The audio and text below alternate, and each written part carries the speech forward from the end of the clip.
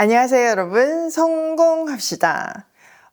정말 한 해가 파란만장한 한 해가 지나갔네요.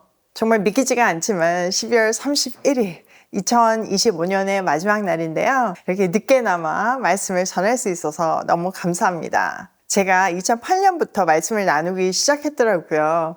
페이스북, 인스타그램 이렇게 글로 남기다가 2018년부터 이제 유튜브 영상으로 말씀을 나누기 시작했는데 이 말씀을 나누는 이 첫 시간이 저한테 너무너무 중요하거든요. 돌아보면 제가 이 시간이 있었기 때문에 그 광야를 통과할 수 있었고, 또 오이 패밀리, 오이 마켓, 하나님의 꿈을 이루는 그런 삶을 살 수 있는 것 같은데요. 다시 한번 함께 해주신 여러분께 감사드리고, 또 마지막 말씀으로 힘을 얻고 결단을 해보면 좋겠습니다. 우리는 어떤 하나님이 주시는 사명 앞에서, 또 중요한 일 앞에서 나 못해, 나는 능력이 안 돼 하고 슬그머니 물러나신 적 혹시 있으신가요? 또 나를 무시하는 사람들 때문에 너무 속상해가지고 잠이 안 온 적 없으신가요? 그런 우리에게 하나님은 어떻게 해야 하는지, 그리고 그런 두려워하는 우리에게 새 힘을 주시는 말씀인데요. 오늘 본문 말씀을 통해서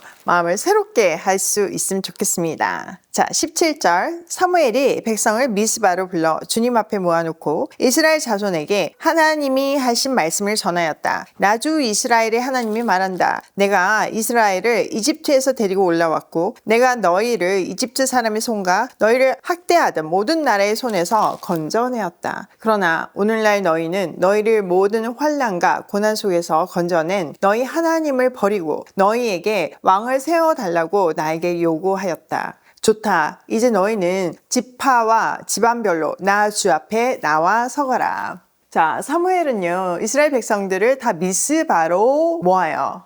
자, 지금 어떤 상황인가요? 왕을 세우는 자리예요. 그러면 당연히 축제 분위기여야 하잖아요. 근데 사무엘은요, 날카로운 책망을 합니다. 먼저 하나님의 마음을 대변하죠. 내가 너희를 애굽에서 구원한 그 하나님인데, 너희가 그 환난과 고난 속에 있을 때 내가 건져낸 그 하나님인데, 너희가 나를 버리고 너희에게 왕을 세워달라고 요구했다. 하나님을 버렸다고 얘기하는 거예요. 사실 미스바는요, 앞에 7장에 보면 우상을 버리고 눈물로 회개하면서 하나님 새롭게 살겠습니다 이렇게 다짐하던 부흥의 장소였어요. 그런데 이제 그 장소가 하나님을 버리고 인간적인 욕망으로 왕을 세워달라는 그런 정치적인 장소로 변해버린 거죠. 이렇게 왕정 제도는요, 하나님의 완벽한 계획이라기보다는 인간의 고집과 욕심에 의한 하나님의 허용적인 섭리였어요. 여기서 우리는 우리에게 주시는 하나님의 메시지를 들을 수 있어야 돼요.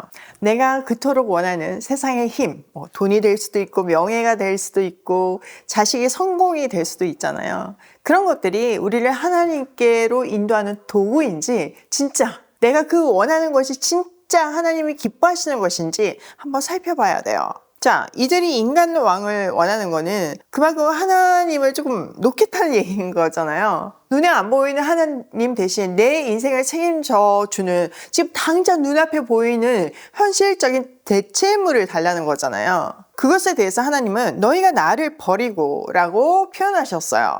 우리도 우리에게 충만하신 하나님이 이미 계시지만 그걸 보지 못하고 눈에 보이는 것을 달라고 하지는 않은지, 하나님의 슬픈 음성을 듣는 마지막 날이 되길 소망합니다. 자, 20절. 사무엘이 이스라엘의 모든 지파를 앞으로 나오게 하니 주님께서 베냐민 지파를 뽑으셨다. 사무엘이 베냐민 지파를 각 집안별로 앞으로 나오게 하니 마드리의 집안이 뽑혔고 마드리의 집안 사람들을 앞으로 나오게 하니 기스의 아들 사울이 뽑혔다. 사람들이 그를 찾았지만 보이지 않았다. 그래서 사람들이 다시 주님께 여쭤보았다. 그 사람이 여기에 와 있습니까? 주님께서 말씀하셨다. 그는 짐짝 사이에 숨어 있다. 사람들이 달려가 거기에서 그를 데리고 나왔다. 그가 사람들 가운데 섰는데 다른 사람들보다 어깨 위만큼 더 커 보였다. 사무엘이 온 백성에게 말하였다. 주님께서 뽑으신 이 사람을 보아라. 온 백성 가운데 이만한 인물이 없다. 그러자 온 백성이 환호성을 지르며 임금님 만세 하고 외쳤다. 자, 드디어 왕을 뽑는 제비뽑기가 시작이 되어요. 뽑으니까 베냐민 지파, 또 마들이 가문, 그리고 기스의 아들 사울이 뽑혔어요. 이건 우연이 아니죠. 하나님이 이미 얘기하셨고 제비뽑기를 통해서 하나님이 그걸 백성들에게 확인시켜 주셨어요. 그런데 결정적인 순간 주인공이 보이지 않는 거예요. 그는 너무 부끄럽고 두려움에 압도되어서 짐 사이에 숨어 있었던 거예요.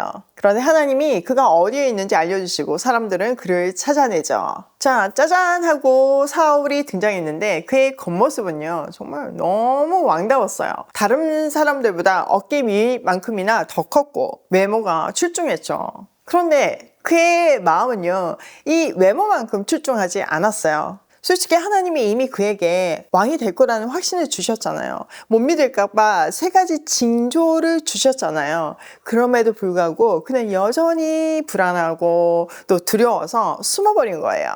여러분 이 모습 낯설지 않지 않나요? 우리도 뭐 종종 이러잖아요. 하나님 누가 우리에게 이것 좀 맡아주세요, 이것 좀 해주세요 하면 저는 부족해서 못해요 라고 겸손을 가장한 두려움 뒤에 숨고 나죠.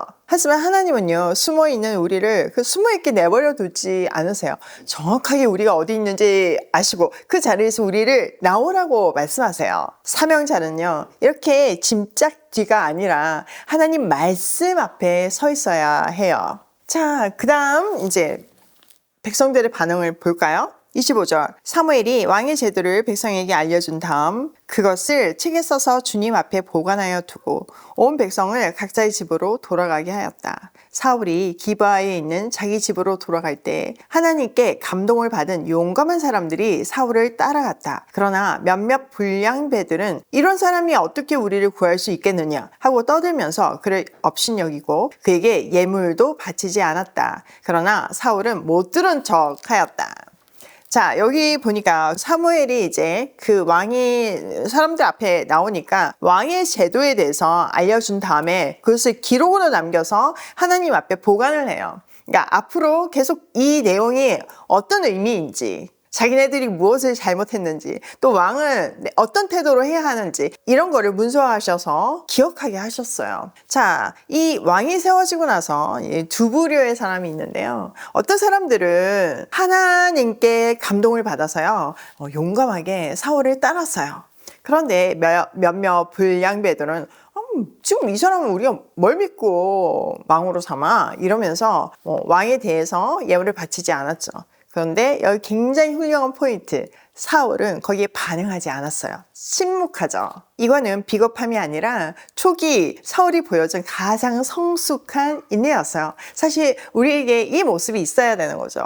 자, 우리도 살다 보면 꼭 나를 싫어하는 사람이 있고 또 뭔가 깎아내리려고 하는 사람이 있잖아요. 똑같은 일을 하는데도 불구하고 응원해주는 사람이 있고 이게 한번 틀어서 생각하시는 분들이 꼭 있잖아요. 근데 그게 그냥 세상이에요. 근데 그때마다 우리가 그런 반대하는 사람, 비아냥거리는 사람 그런 그 내용들을 마음에 두고 속상해하거나 또 그것 때문에 멈추거나 아니면 뭐 싸우거나 해명하려고 하면 앞으로 나아갈 수가 없는 거예요. 예수님도 십자가에서 침묵하셨잖아요. 일단 거룩한 침묵으로 반응하는 것이요 최고의 영적 내공입니다. 사람의 평가는요 그냥 접어두시고요. 하나님의 인정을 더 중요하게 여기고 하나님의 인정에만 반응하는 우리가 되면 좋겠어요. 자, 오늘 내용을 우리 삶에 한번 적용을 해보면 첫 번째, 숨지 말고 나오자. 여러분 혹시 하나님이 하신 명령에 나 못해 하고 숨어 계시진 않으신가요? 지금 우리는 그 짐짝 뒤에 숨어 있을 타이밍이 아니에요. 하나님 앞에 서야 돼요. 여러분 우리의 확신은요 부족할 수 있고 나는 부족할 수 있어요. 그렇지만 전능하신 하나님께서 우리를 부르실 때는 부족한 우리를 채워서 고쳐서 쓰실 거고요. 무엇보다 하나님의 선택은 틀림이 없어요. 용기를 내어서 사명 감당하는 2026년이 되시길 소망합니다. 두 번째, 조급함을 버리고 기다림을 배우자. 하나님은 때로 우리를 기다리게 하시죠. 지금 사울이 왕으로 세워졌지만요, 바로 왕 역할을 하는 게 아니에요. 그 시간 동안은 우리가 준비되고 또 하나님이 우리를 만들어 가시죠. 그러니까 여러분이 혹시 지금 기다림의 시간을 통과하고 있다면요, 조급해하지 마시고 정말 하나님의 때를 기다려서 그때 귀히 사용하실 그날을 기대하며 오늘 나의 몸을 쳐서 더 다듬는, 정말 성령의 감동하심으로 나에게서 지워야 할 것은 다 지우고 하나님의 것으로만 쏟아붓는 그런 새 사람이 되는 시간이 되면 좋겠어요. 세 번째, 못 들은 척 할 줄 알자. 여러분, 못 들은 척 하는 거, 침묵하는 거 너무나 성숙한 일이에요. 특히 비아냥거림, 이 일과 상관없는 사람들, 잘 알지 못하는 사람들, 이런 이야기에 귀를 기울일 필요가 없어요. 대신 하나님의 감동을 받은 용감한 사람들을 바라봐야 돼요.